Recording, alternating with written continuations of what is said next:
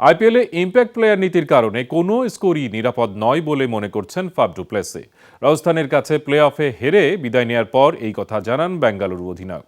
বড় টার্গেট খুব সহজেই দলগুলো চেস করে ফেলছে বলে মত ডু প্লেসির। এদিকে প্লে অফ থেকে ছিটকে যাওয়ার পরও দলের পারফরমেন্সে খুশি বেঙ্গালুরু অধিনায়ক। চলতি আইপিএলে শুরুটা একেবারেই ভালো হয়নি রয়্যাল চ্যালেঞ্জার্স বেঙ্গালুরুর। প্রথম ৮ ম্যাচে তাদের জয় এসেছিল মাত্র একটিতে। এমন পরিস্থিতিতে প্লে অফের লড়াই থেকে অনেকটাই ছিটকে গিয়েছিল বিরাট ডু প্লেসিরা। পরে অবশ্য দারুণভাবে ঘুরে দাঁড়ায় দলটি। পরে ৬ ম্যাচে সবকটিতে জিতে নিশ্চিত করে প্লে অফের টিকিট। তবে এলিমিনেটর ম্যাচে টিকে থাকার লড়াইয়ে রাজস্থানের কাছে হেরে বসে বেঙ্গালুরু। আরও একবার আইপিএল জয়ের স্বপ্ন ভঙ্গ হলো দলটির। বিগত ১৬ আসরের মধ্যে একবারের জন্য শিরোপা ছুঁয়ে দেখতে পারেনি আরসিবি। এলিমিনেটরে হেরে দলটির অধিনায়কের কাঠগড়ায় আইপিএলের ইম্প্যাক্ট প্লেয়ার নীতি, যে কারণে কোনো স্কোরই নিরাপদ নয় বলে মানছেন তিনি।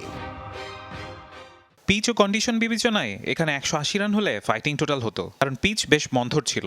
তবে এবার ইম্প্যাক্ট প্লেয়ারের নিয়মের জন্য যা দেখছি তাতে কোনো স্কোরই যথেষ্ট বলে মনে হচ্ছে না। বড় টার্গেটও খুব সহজেই চেস করে ফেলছে দলগুলো। তার উপর ডিউ ফ্যাক্টর তো রয়েছেই।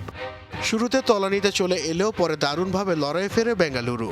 এবারের মতো আইপিএল যাত্রা শেষ হয়ে যাওয়ায় সকলের প্রতি কৃতজ্ঞতা প্রকাশ করেন প্লেসি।